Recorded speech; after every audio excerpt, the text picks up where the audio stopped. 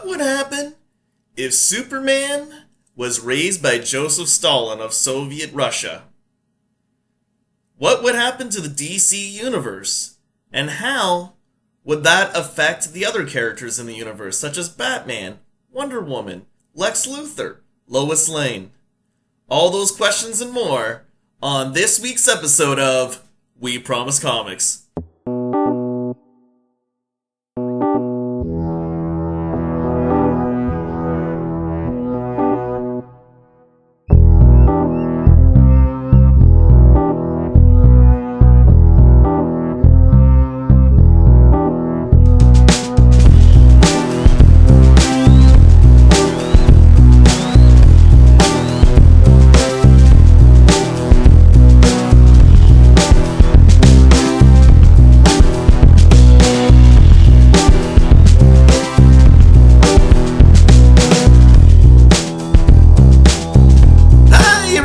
This is JPar. And it's Lipp here. And this is We Promise Comics. Now, before we get things started, just like to let everyone know that the music on the show was provided by Jeff Martell, local Sudbury artist. This week, we are going to review Red Sun, which is a Superman story. Superman Red Sun. It's done by Mark Millar, and it's penciled by both David Johnson and Killian Plunkett. So, just a little information about the creators here. Mark Millar is a Scottish comic book writer known for his work on The Authority, The Ultimates, Marvel Knights Spider-Man, Ultimate Fantastic Four, Civil War, The Secret Service, Wanted, and Kick-Ass, the latter 5 of which have been, or will be, adapted into feature films. So I got a feeling we're going to be talking about him a lot more in the future, especially since I'm guessing we're going to be doing Civil War soon. Great read, Civil War. Good one. This will be the third Mark Millar story. This will be the second one this time, but if we do Civil War, that'll be the third one. So, for his work, Mark Millar has been nominated for 4 Eisner Awards and 2 Eagle Awards.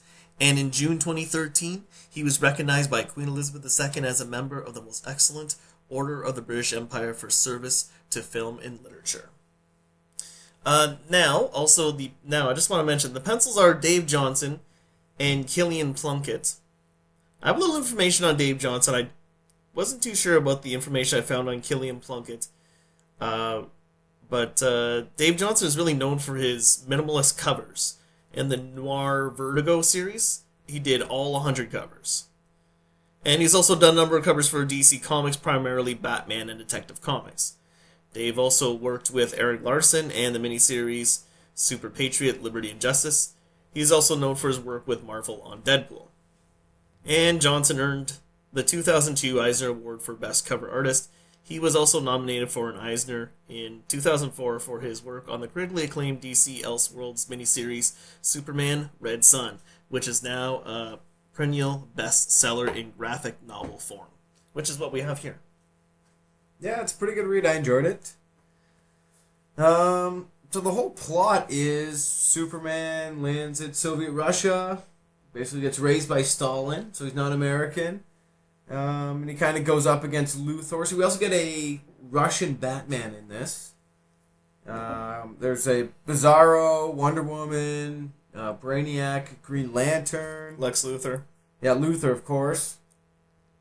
And, it's all about how Soviet Superman has to contend with these other superheroes and how his relationship has actually changed.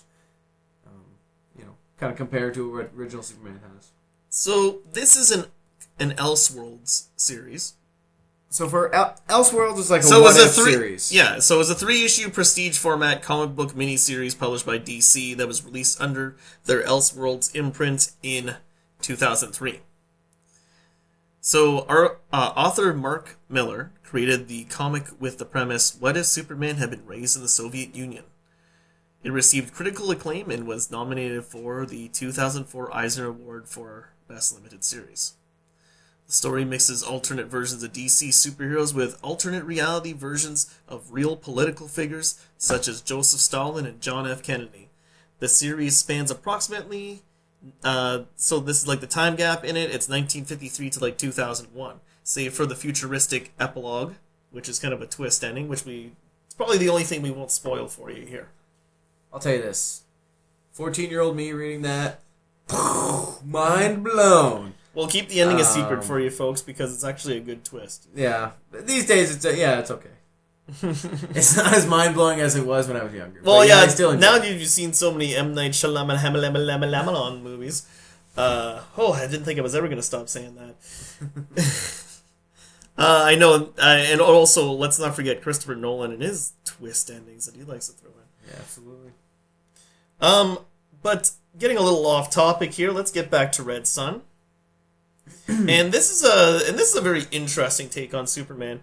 And we're doing this as a part of our Batman versus Superman kind of set. We did the Killing Joke previous to this on the last episode of We Promise Comics, which was a Batman one, and now we're doing the Superman side. I wasn't sure about doing this this issue because I almost was thinking, damn, we should almost do like a more traditional Superman story. But you know what?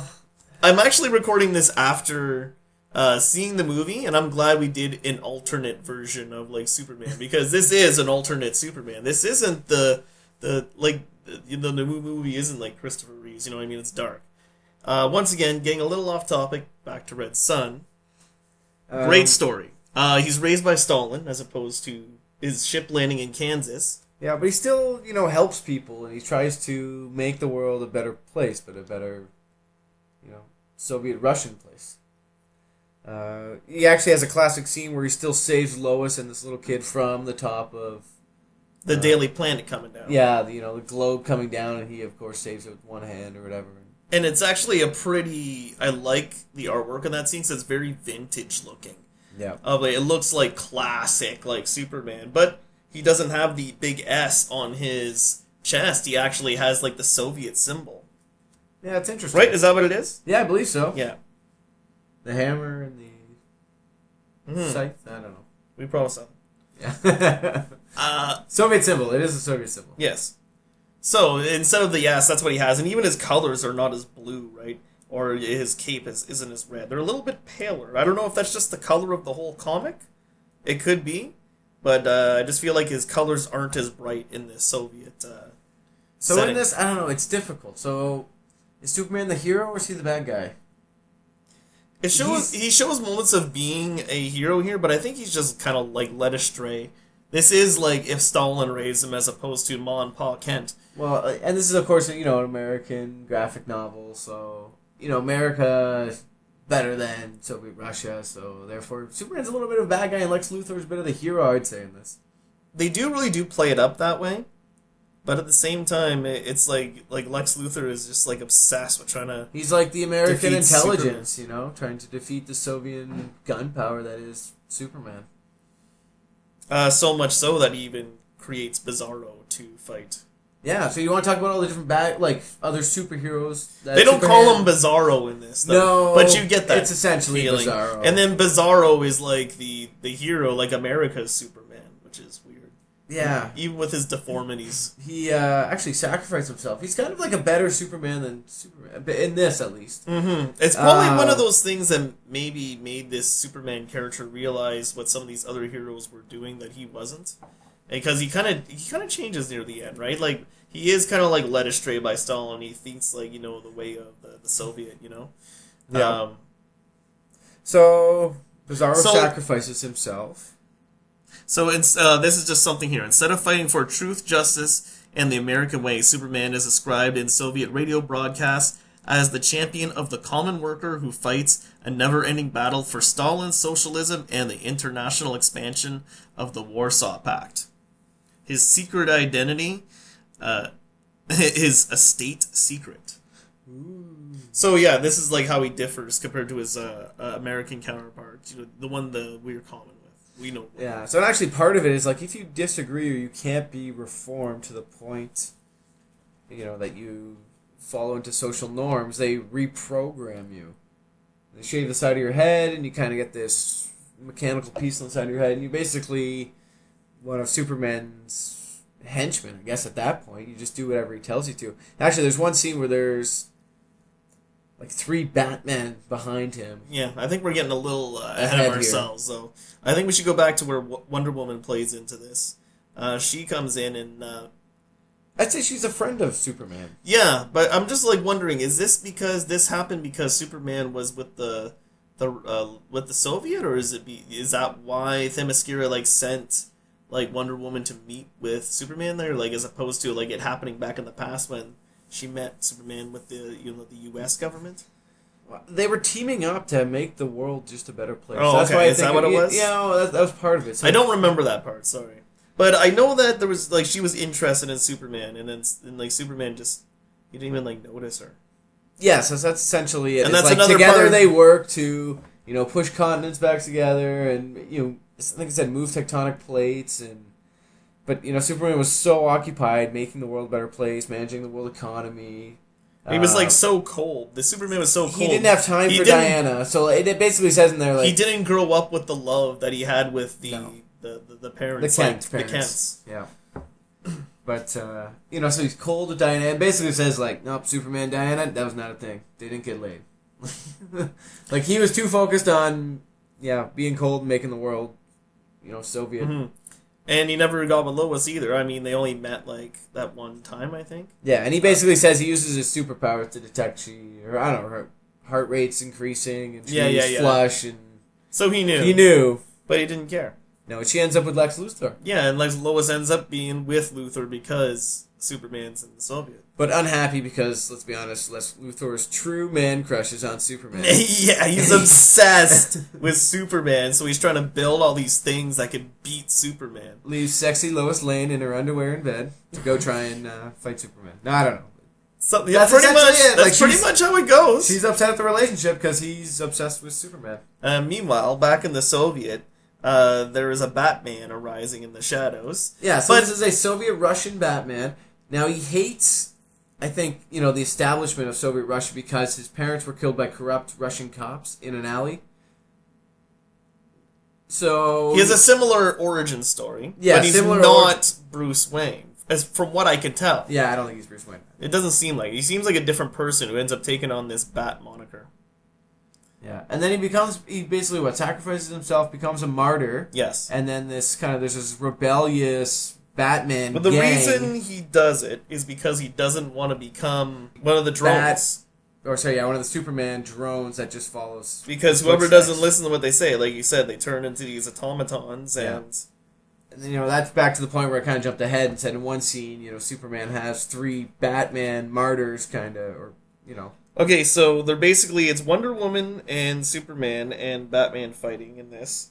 And this Batman, I think this is the original Batman, designed lights to replicate the Krypton suns. Yes. So it actually weakens Superman. So he's to still normal smart human. like Bruce. So yeah, Batman outsmarts Superman, puts him in a kind of a cage, or a basement with the lights flashing on. He's Maybe got no that's right power. here. And then Superman actually asks Wonder Woman to... So Wonder Woman's tied up with her lasso. Yes. Her lasso of truth. And Superman asks her to break it so that she can run and destroy the power supply that's supplying the lights so that he can get free. Mm-hmm. And she does. And with it, she, basically loses her Youth or something. I she didn't becomes know super that. old. Yeah. Like, if the lasso breaks, because she had to snap it to save Superman, she becomes super old and fragile. It said there was, months went by after this that she couldn't even, barely move. She was bedridden, super old and frail. Once again, Superman showing his cold side in this. He, having her sacrifice Now, it seems like for him. Superman kind of has Batman beaten after this, and he says, "No more tricks, Batman. No more solar lamps or magic lassos. Just a few hours, brain surgery, and a job in a Moscow bank for you. Now tell me, who set me up?" "Come now, Superman. Surely you know I'd rather martyr myself for the cause than end my days of one of your ridiculous Superman robots. Why else should I have swallowed a bomb before you and I went head to head? Oh, and by the way, it was Peter who betrayed you." And at that moment, Batman hits a switch and boom, blows himself up, martyrs himself instead of becoming an automaton. Yeah. And in later scenes, we see Superman with quite a few of them behind him. And many Batman Batbots. because many people have taken up the cowl because this Batman becomes a symbol and all these other people are taking up the cowl to kind of like take his place. It ends up being like an army of Batman to fight his cause. He fights the Green Lantern in this. I'll be honest, Yes. like it's not a very. I'd say it's pretty. That part's pretty anticlimactic. small. That's not He a like big part takes of him the out pretty story. quickly. Yeah, it's not a big part of the story. No, it basically comes down to Hal like, looks pretty cool though. He looks like an old school pilot kind he of. does. He's got a cool old pilot suit.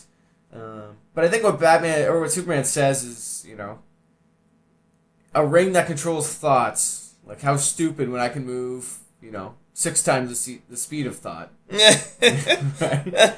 So by the time he even processes it, Superman can. So no, Superman says that. Oh, that's Superman how. That's says how. it. Sorry, that's how Superman defeats him. Okay, so a thought-based weapon against someone who can move at 10 times the speed of thought? Not too smart, Colonel Jordan. So Yeah, and at this point, Luthor and Olsen are running for president and vice president. That's Jimmy Olsen. yeah, And, Luthor becomes president in this. yes, he does. As he does in many, Yeah. time arcs, story, like, timelines. Anything else significant Well, happen? we didn't even talk about Brainiac. Okay, Brainiac's in this. So I don't know. Brainiac comes down to Earth. Superman defeats him and reprograms him, or at least thinks he does. So and like Brainiac actually helps Superman quite a bit, right? Like rebuild the world and make it a better world and all this. For years and years and years. And actually, at one point, so I never really thought too much about Lex Luthor as a bad guy until I read this comic book. And in it, Brainiac says, Superman, you can't go talk to Lex Luthor. If you he's a level 9 intelligence. He's so intelligent, he can make you talk yourself into committing suicide in about 14 minutes. Or something ridiculous like that. I was like, what? Lex Luthor has that power? Okay, that's a pretty cool power. I didn't realize he was that smart. Yeah, I didn't realize that either. That's something you kind of pointed out to me. That's the first time I respected Lex Luthor as an intelligence. But here's the thing. This is like Brainiac pretending to be like Superman's servant at this point, right? Yeah, so Brainiac is a level 12 intelligence that I guess, and he was never actually reprogrammed by Superman. This is all a ploy. Brainiac's ship has, several nuclear reactors, and... Okay, here we go. I couldn't allow him to debate with you, Superman. Entering a conversation with a level 9 intelligence is more dangerous than any death trap. My calculations were that he could have talked you into suicide within 14 minutes. Yeah. I was like, oh, wow, okay. Is that a lie? I don't know. That's what I was wondering. Is Brainiac just lying to him because he's only pretending to be a servant? Anyways, we got to wrap this up, so let's get to the end. We're not going to give away the very, very ending because that's we're going to leave that as a little treat for you when you read the comic. So the end of this is Luthor outsmarts Superman because the reactors are blowing up in Brainiac's ship. I think I said they're nuclear reactors. They're actually black hole reactors, if I recall correctly, or something. Okay. Mini black hole reactors. So Superman has to fly so far out in space to get rid of these black hole reactors, and I think Luthor calculated that he couldn't escape the speed or the gravity of the black holes, so that essentially Superman would destroy himself to save the Earth. And then after this happens, Right, and I think one of the final scenes is Superman saying "Well played, friend." yeah, well played, old friend. He's talking about Luthor. Lex, I know you're not going to hear this message for a while or even see the explosion until the light reaches you, but there's something I have to say before I go. Well played, old friend. So yeah, but there's a bit more. So then it talks about the future and how Lex Luthor makes what. Now Luthor's president. Yeah, Luthor's president, and the world is united and amazing, and World the life peace now. expectancy is Now up to Luthor 600 can years. Luthor can actually save the world like he said he was going to do because Superman wasn't in his way. Yeah, He actually does what he says he was going to do all that time. life expectancy. I think they went up to about 600 years old or something. Everyone's super old, no disease. Everyone's happy, healthy. And then it goes futuristic, so it goes super future twist ending. But we'll leave that. Yeah, so Luther integrates many of Superman's and Brainiac's ideas into the new philosophy of Lutheranism and forms a global United States. And then later on, Luther dies, and someone makes an appearance who may or may not be Superman, but he sure looks like Clark Kent. Well, yes, that's right, at Lex Luthor's funeral. Because this kind of goes way into the future, the aftermath of it. So this is like a couple hundred years later. I don't even know if they do say how old he is, but I think he's over 500 years old. Or no, wait, never mind. I don't know. He's super old.